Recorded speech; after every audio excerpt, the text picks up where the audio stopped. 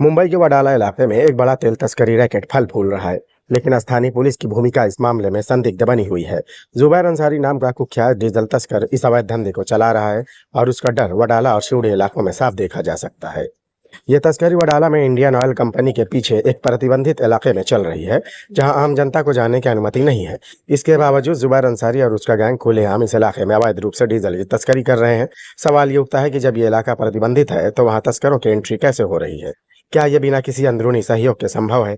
जुबैर अंसारी पर पहले भी कई बार कार्रवाई हो चुकी है, लेकिन वो अपने गोरख धंधे से बाज नहीं आ रहा है। हाल ही में इसने विदेश भागने की कोशिश की थी, लेकिन जोन 4 के डीसीपी के आदेश पर इसका पासपोर्ट रद्द कर दिया गया। इसके बावजूद वो नए नए तरीकों से अपनी तस्करी जारी रखे हुए है। सूत्रों के मुताबिक जुबैर अब अपने नाम पर कोई भी अनुमति या डिक्लेरेशन नहीं लेता, बल्कि ये किसी और के नाम से अनुमति लेकर पूरे गैंग को फाइनेंस कर रहा है। ये एक संगठित अपराध सिंडिकेट का संकेत है, जो सिर्फ वडाला तक सीमित नहीं है, बल्कि मुंबई के कई हिस्सों में फल फूल रहा है। हाल ही में वन विभाग ने जुबैर के एक टेम्पो को जब्त किया था, लेकिन उसने झूठी कहानी सुनाकर उसे छुड़ा लिया।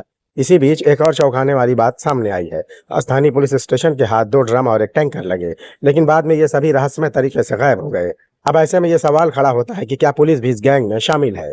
तेल चोरी और अवैध तस्करी के कारण सरकारी कंपनियां जैसा कि एचपीसीएल, बीपीसीएल और आईओसीएल को करोड़ों का नुकसान हो रहा है।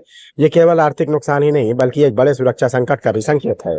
अगर पाइपलाइन में छेड़छाड़ हुई तो ये कभी भी एक बड़े हादसे का रूप धारण कर सकती है। इस इलाके में कई तेल की कंपनियों की पाइपलाइनें मौजूद हैं। अगर इस तस्करी को नहीं रोका गया तो ये एक दिन किसी बड़े विस्फोट या हादसे का कारण बन सकती है।